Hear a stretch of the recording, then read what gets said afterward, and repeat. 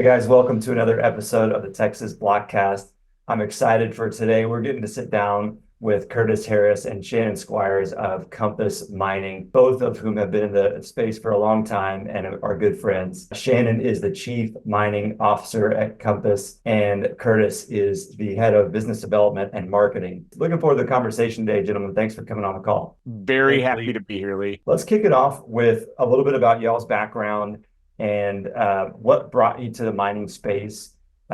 Everybody has a unique sort of story of first how they got orange pilled, then how they got into mining, and sometimes it comes in the reverse. People that come from the energy sector, sometimes they understand infrastructure and mining, and then they start to learn about Bitcoin. So I'm curious to understand y'all's background and for the audience to them to understand it as well. Yeah, I mean, I got into Bitcoin mining the same way as a lot of miners in 2017. We learned about Bitcoin pretty quick. We made the mistake of also learning about things like Ethereum and then went down that path of mining with GPUs, putting rigs together.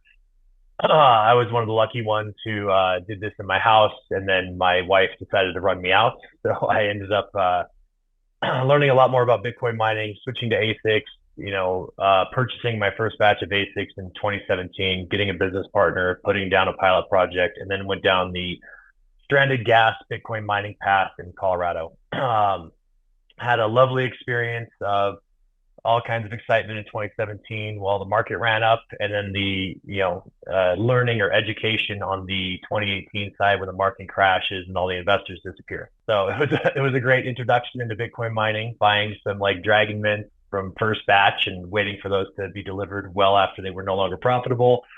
So from there, I ended up in the hosting world. So going through and finding people who had miners that had no place to put them. Either their power was too expensive or they didn't plan it out well, and then connecting them with facilities that had open rack space so they could monetize that. Spent a long time putting together directories and working with a handful of different companies in that aspect. Eventually down the road, I worked for a couple of publicly traded Bitcoin miners from a consulting standpoint, mostly focused on finding sites for them. So whether that was a greenfield site or a rack ready site or a hosting site to be able to place miners in. Landed at Compass almost 2 years ago. I'd known about Compass for a long time, had good communications with Thomas and the team there, and failed at funding my own Bitcoin mining farm. So if I can't raise money for my own, I decided to jump in and work with a team that I liked what they're doing. So focusing on, getting other people's miners up and running and trying to, improve that process support and all that over time. So now Chief Mining Officer at Compass and just continuing down that path. I don't think I knew that full history, Shanon. So it's good to reach back into 2017 and hear about the home operations and how it progressed from there. Curtis, what about you?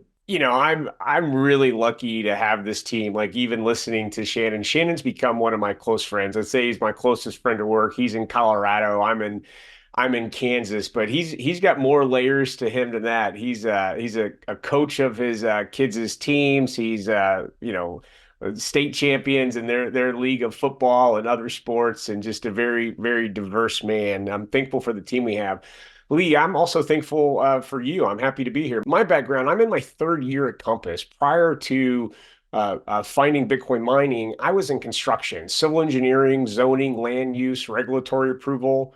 I was a suit and tie guy in front of city commissions. In my last role I'd been in for almost 9 years, I'd really climbed to the top of that position and was having good success, but was getting crushed by inflation. We had 5 kids at home. We were a one income family, and I literally was struggling to figure out how to pay for braces. And at the same time, Pomp and Michael Saylor were in my ear about the melting ice cube, and I really went deeply down the Bitcoin rabbit hole. And something that you've I'm sure heard before is that once you see Bitcoin, you can't unsee it. So once I found Bitcoin, I ran to it as fast as I could. But because of my background in construction, hard assets, infrastructure, I really gravitated to Bitcoin mining. And I was lucky that Compass was, on rocket ship growth, and they were public everywhere.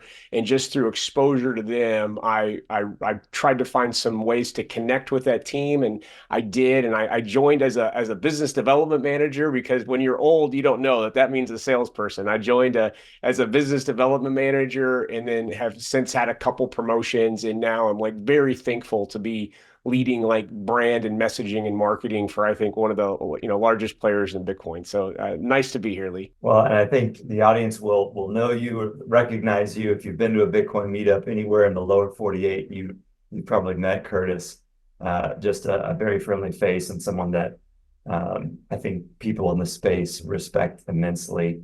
And have you leading the brand over the last couple of years, where I guess that's sort of a new role. You've been in business development before, but now you're overseeing marketing and business development. I think is crucial just because you have been out there shaking a lot of hands, connecting with a lot of folks, potentially your customers or just other players in the space who you guys may do business with. I'm curious to know a little bit about sort of the strategic direction that you guys have set. It's been interesting to watch over the last couple of years. Y'all have been heads down, building, optimizing site operations, becoming much more efficient, responsive, and perhaps that's taken you out of the limelight a little bit from where you were in 2019, 2020, 2021. But you can't really do both well. And so it seems like you guys have really turned to increasing that optimization and efficiency and building out those processes.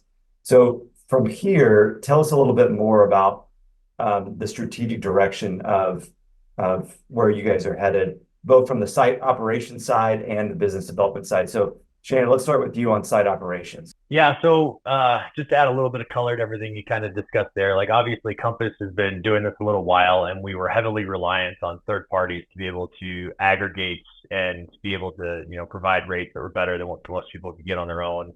And through that process and growth, we, learned some tough lessons, which are obviously public across the board there. But from those lessons, you've seen Compass consolidate the number of facilities that we're working with, being able to relocate to more advantageous states, more advantageous power rates, all that stuff when possible. But then the biggest piece of consolidation is being able to manage the operations at the site. So that was a large focus over the last year, is being able to go in and actually install our own staff at the facilities, and that brings up our operations and uptime. And so every site that we're able to, be the boots on the ground in, we're able to provide a significantly better service to our clients. The next step from that piece was then, more control over the infrastructure. So there's a lot of infrastructure in this space, everything from retrofit warehouses to steel buildings to custom Bitcoin data centers to, shipping containers with holes cut in them to modular data centers. And everything in between. And so being able to actually own and control that part of it allows us to create a better environment for clients, miners, which is obviously going to create better success for them. And so the big strategic path obviously is, something that a lot of other miners are taking into account right now. And that's just being more full stack. So the last piece is, fully owning the site, fully owning and controlling the power contracts, and be able to control that destiny for both ourselves and our clients as we move forward. So that's the big focus right now, is going out there, engaging with, landman and states and counties and cities and utilities, and being able to go full stack. So that's, a little bit of where we've been, the lessons we've learned, and then what we're looking at right now. Yeah, I like this phrase, controlling your own infrastructure, controlling your own destiny. I feel like we should make that the tagline of the episode. Curtis, what about from like the brand and business development perspective? I think a lot of the things that Shanon shared tied directly into business development, but where I start, Lee, is I'm sure we all know the word pleb, right? I am a Bitcoin pleb. I'm at the ground level, and I just love Bitcoin, and that is who a majority of our customers are. So we serve a variety of customer segments, from hedge funds and large investors that own, I think our largest customer, has 10,000 machines, and multiple customers with, thousands of machines that we run for them. But our average customer, Lee, is probably just like me, a mom or a dad at home and want exposure to Bitcoin mining. And so that's who I think of first when I think of business development. I think of how do we bring value and services to our customers. So operations is crucial. we've dramatically improved operations, and now that's actually a service we offer. Lee, I don't know if you know that, but we're currently operating like 33 megawatts for other partners, where we're just their staff and their facility running it for them, and those facilities are experiencing tremendous uptime, high levels of success when our people are boots on the ground. So operations is crucial as a part of our business development offerings. We spun out a brand called Accelerated by Compass, where we offer data center services, managed services to groups, and it's going extremely well. But broader speaking, like you mentioned me being out at events. Like, for example, this shirt right here, I bought from Amy at a Texas Blockchain Council meetup in Austin, Texas. I used my Lightning wallet to pay for it. Like, you guys could not be more connected into our ecosystem. But you mentioned me being out there at events. When I'm engaged in the business development process for Compass, one of the biggest things that I'm looking for is what can we identify that brings value to our customers. So is there some offering that someone else is building that we can help get that, out in front of our customers? Is there a unique service? Is there a coupon? What can we do to deliver more value to our customers? That's one of the biggest things that I focus on when I'm in the field. Was that helpful? Absolutely. You did say something though that made me think, the new managed services line, it sounds like that's going really well. I was at an AI conference in Dallas yesterday talking to um, folks in the data center space around the increasing need for AI compute. And it's all over the news about Bitcoin miners partnering with AI and all this stuff. I would love to get y'all's thoughts on a couple fronts there. One is, um, how realistic is it for a Bitcoin miner to host AI GPUs that are, say, they're training a model, or they're doing inference?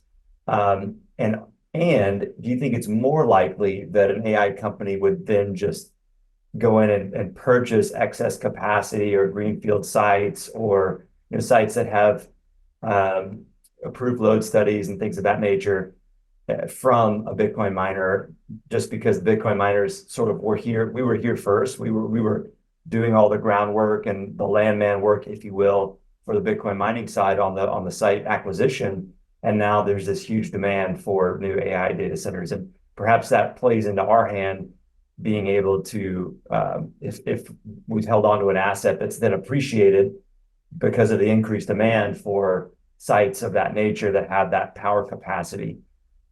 So which way do y'all see that going? Yeah, I wish we could have our chief security officer on the answer to that call. He has a lot of discussions about that. We've looked into it a handful of times. Obviously, we see other miners getting in the space. We see some of them actually doing it, and some of them that are still not doing anything, or some that are just, still messing around with a bunch of old GPUs and not actually, moving full into it. There's some significant differences between AI and Bitcoin mining when it comes to siting projects. Bitcoin mining, obviously, we are super, power price is like number one, right?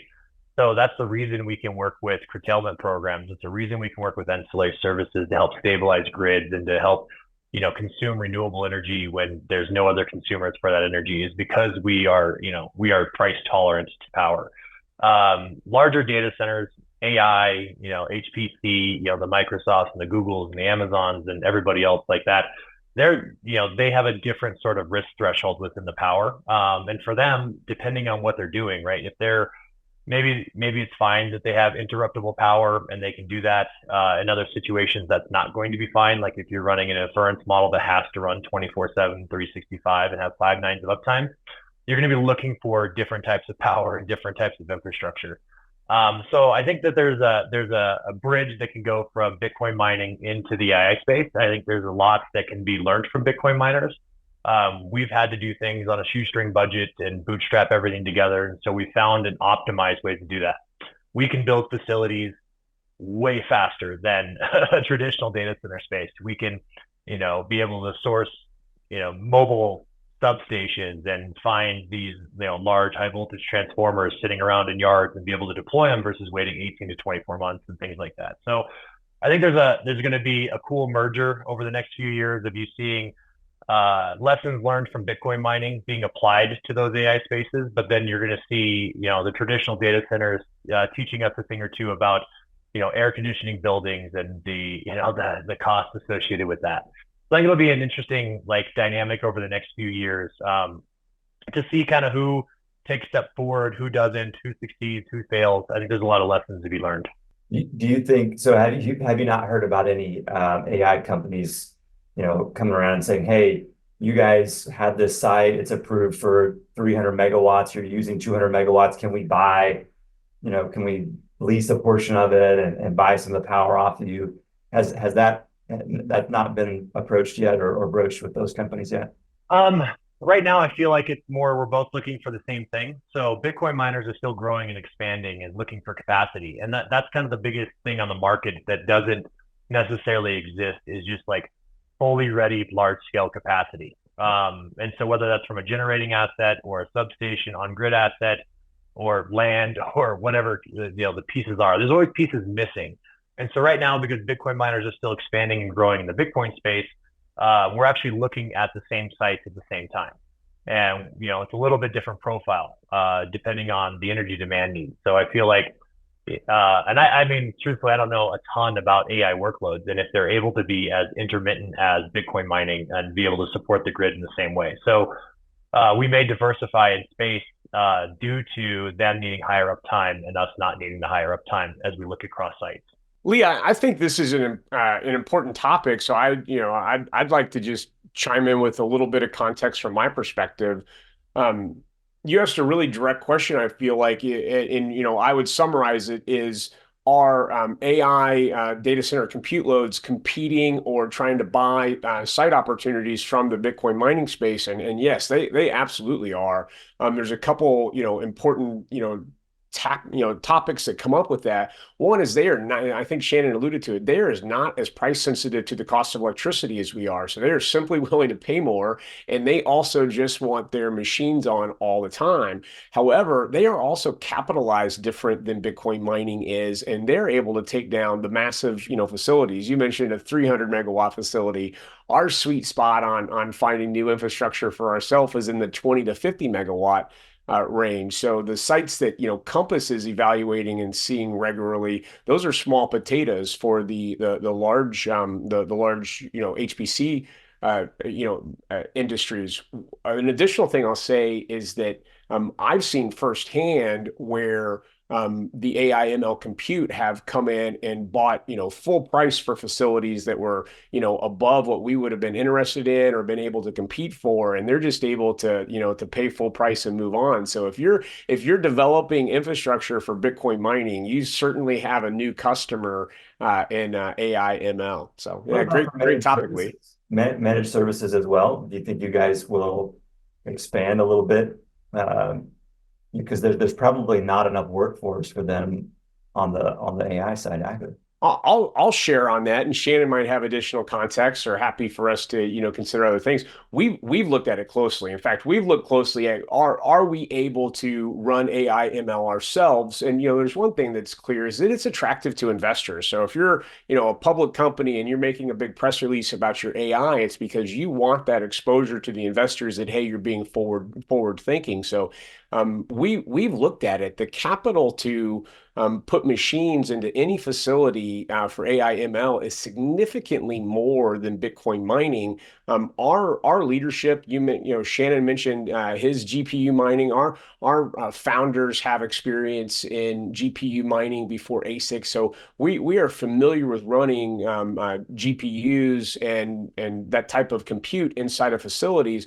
So where we see an opportunity and are softly looking for that type of opportunity is can we operate someone else's infrastructure for them? A challenge that we have is the facilities, Shanon mentioned air conditioning. Like we're okay with West Texas and 1,000 degrees. It looks like the surface of Mars, but of course, Google does not want to deploy their super expensive, hardware into environments like that. So there is a disparity in the type of facilities, but it's something that we're looking at offering that operations as a service as well. It's not our top priority. Keeping our customers' machines on is our top priority. Thanks for indulging my little sidetrack there for my own curiosity. I think a lot of the listeners think about these things too. But let's get back to Bitcoin and think about the halving. We've seen hash price just plunge, and I think we all expected it, minus the quick transaction fee spike on the day and the day after the halving, probably related to runes. But what are y'all expecting, experiencing? I don't know if anybody really knew what to expect, but everybody had models that they were trying to predict where things would go. Are y'all communicating with customers around, hey, this is where we're at, this is where we're seeing things heading? How's that process been? There's always a risk depending on the efficiency of your miner and what's going to happen. Whether it's difficulty rising or it's Bitcoin price dropping or it's the halving. So Bitcoin mining is pretty complicated as far as how many different factors can change to either make you get more Bitcoin, get less Bitcoin, or make your Bitcoin worth more or worth less. I've been paying attention to the market for a handful of years now, so since 2017. Never been able to successfully guess what's going to happen, but there's general trends.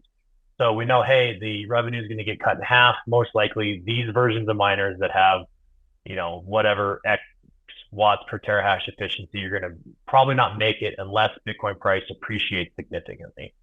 We see historically, like sometimes, miners that become worthless, like an S9, are literally being given away if someone will pay shipping costs, stuck in storage units, and then all of a sudden 3-6 months later they become valuable again because the Bitcoin price went through the roof.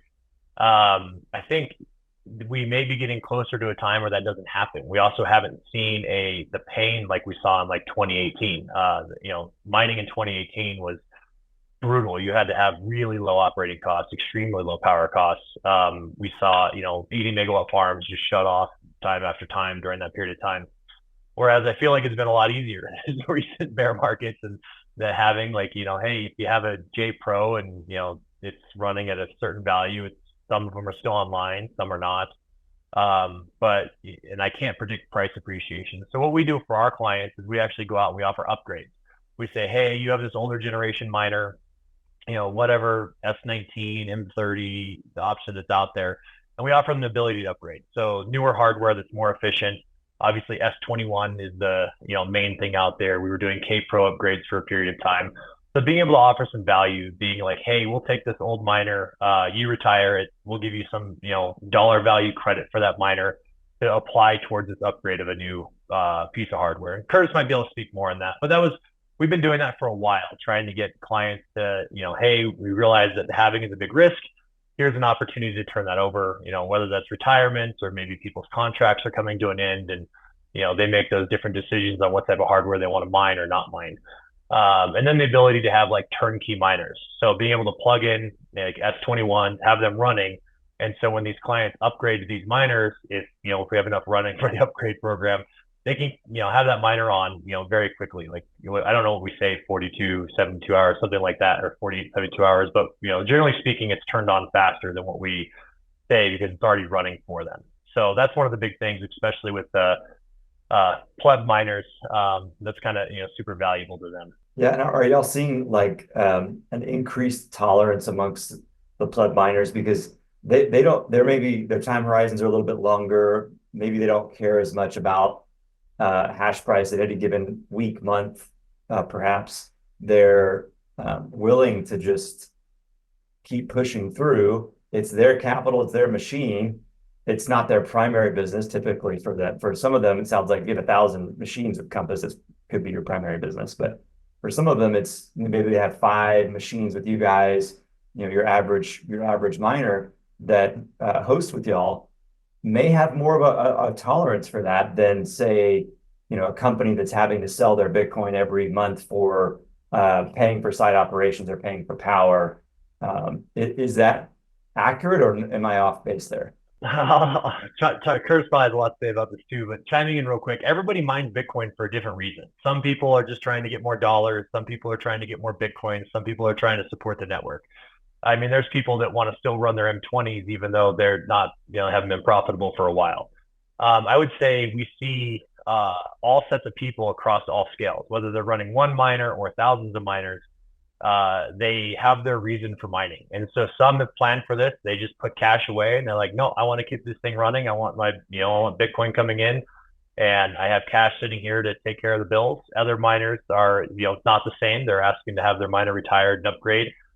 Some guys just don't care. They just want to get their Bitcoin. And then when we look at when clients value their miner, it's interesting because, if you have one miner, and that miner could have been a pretty important investment to you as far as what it means and that type of stuff. So a person with one miner being their entire fleet and 1,000 miner generally has less tolerance for a lot of this, and has a lot more care and urgency to some of these decisions as well. So we kind of manage it across the board and trying to come up with value propositions for all of them to achieve the goal from why they want to mine. Is it they trying to earn more Bitcoin? Is it trying to get more dollars? Is it they just want to support the ecosystem? And that's going to help them make those decisions. Lee, you're raising really, really good topics for us to discuss. I think it's valuable to share a little bit more context. You said a couple things earlier about how we've been heads down and maybe not as public as we had been in previous years, and we really were heads down building, and we haven't done a lot of content in the last couple years, but.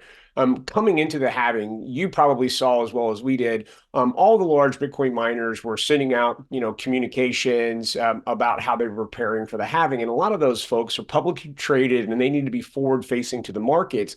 We had a different approach. We wanted to be forward facing to our customers. So we might be in a unique position where we don't have to be responsive to the public markets, but we do need to look out for the best interests of our, individual customers. And Shanon mentioned there's a wide, profile of what those customers look like.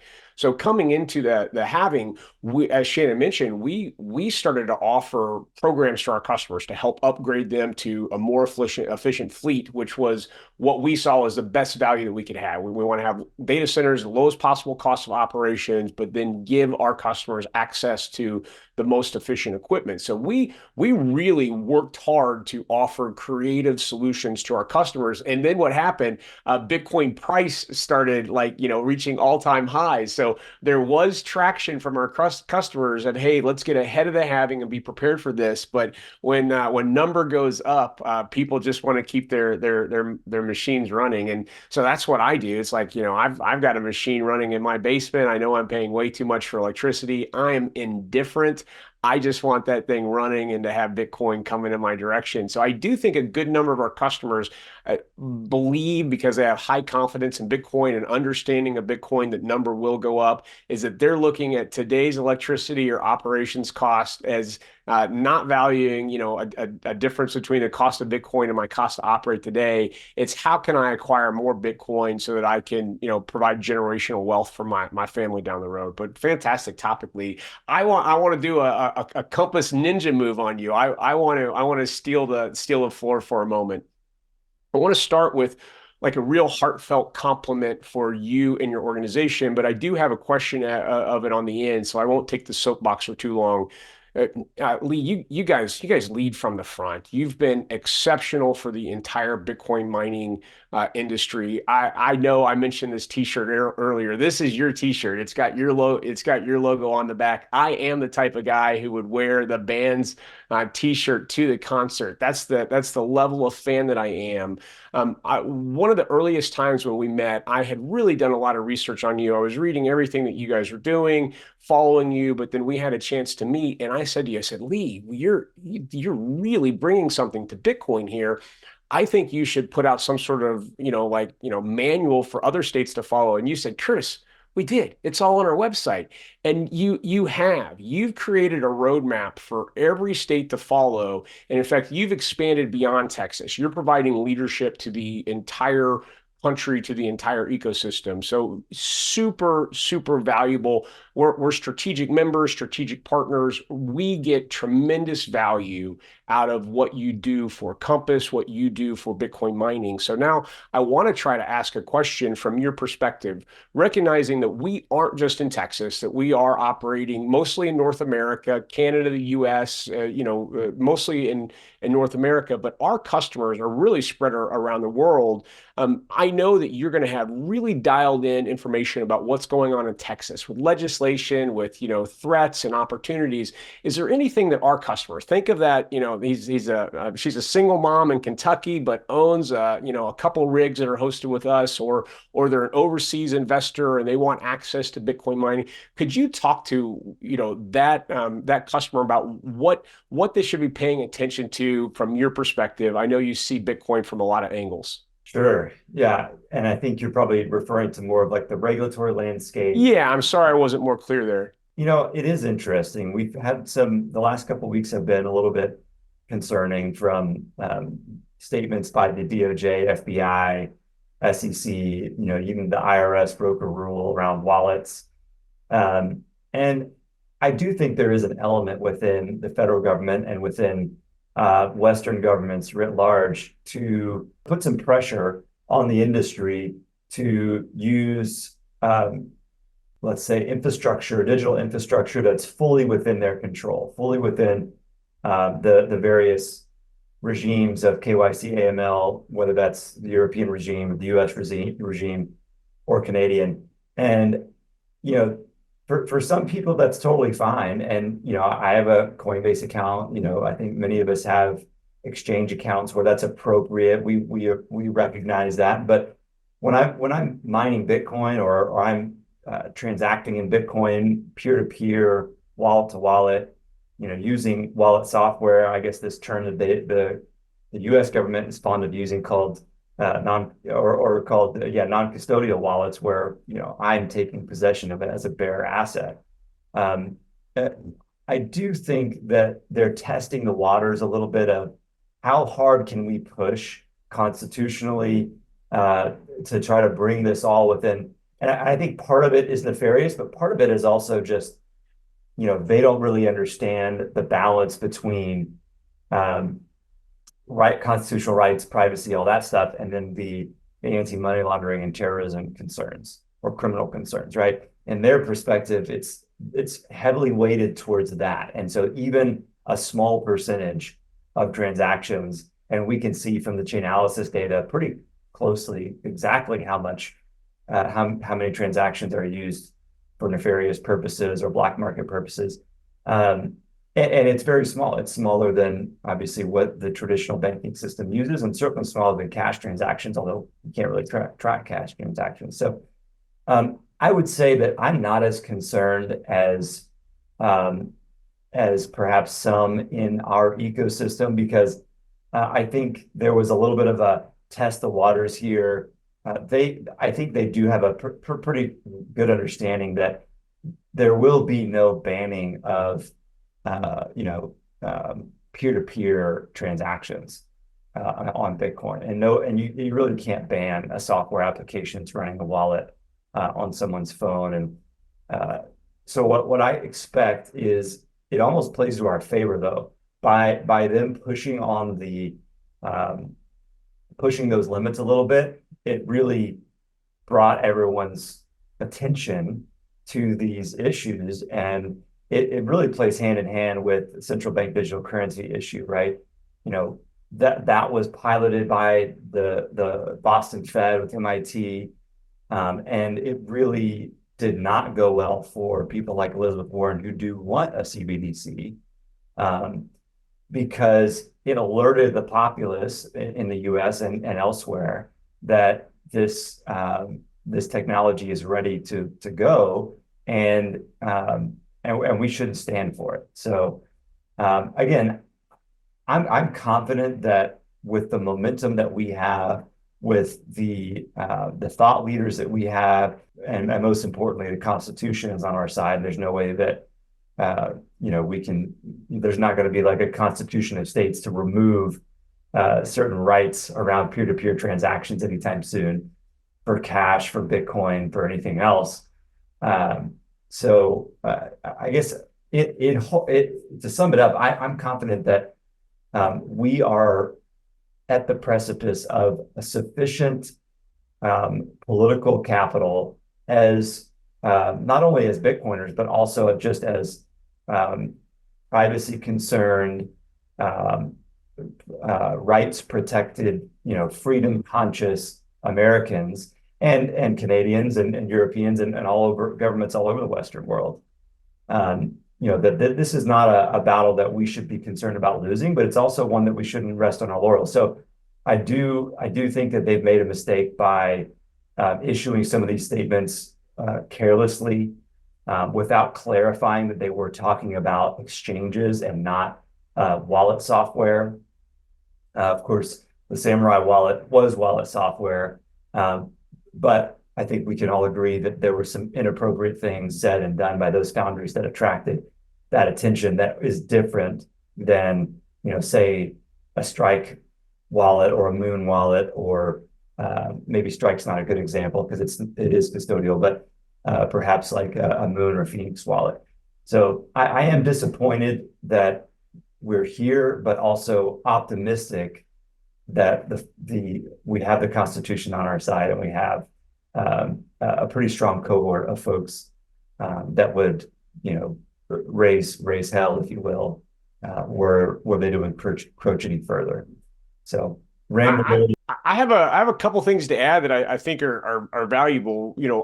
I pay attention to Texas, and I think that the industry should be paying attention to what you're doing in Texas because, for one, God bless Texas, but for two, so goes Texas, so goes the world. And you're standing in front, and you're leading from the front, and extremely thankful. But you mentioned the Constitution and freedoms.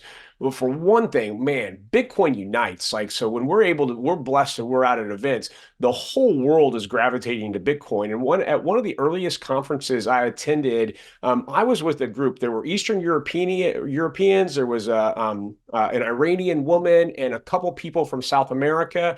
And at one point, I started to lament about governmental overreach and freedoms, and they literally stopped me, Lee.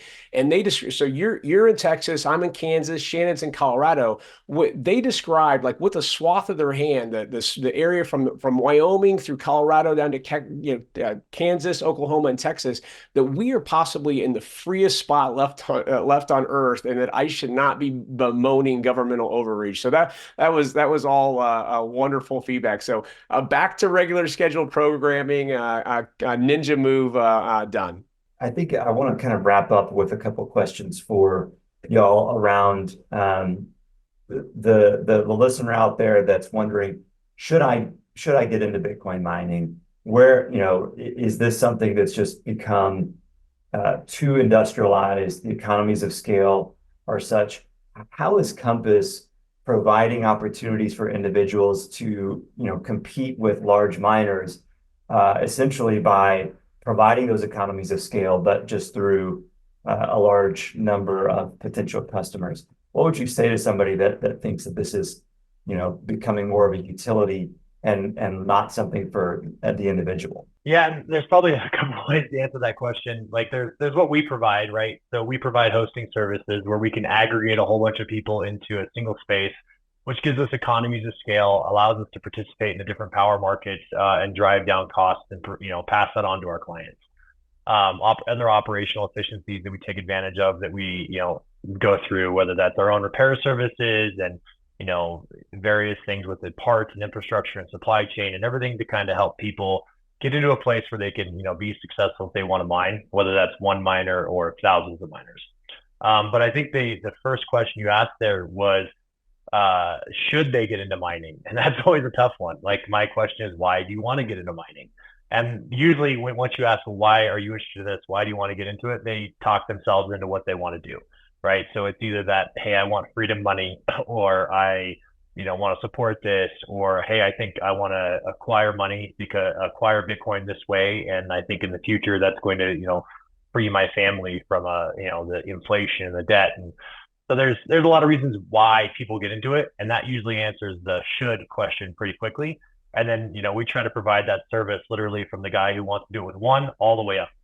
And there's other people that, maybe hosting still isn't the right situation. And they want, they're looking at this as a bigger business opportunity.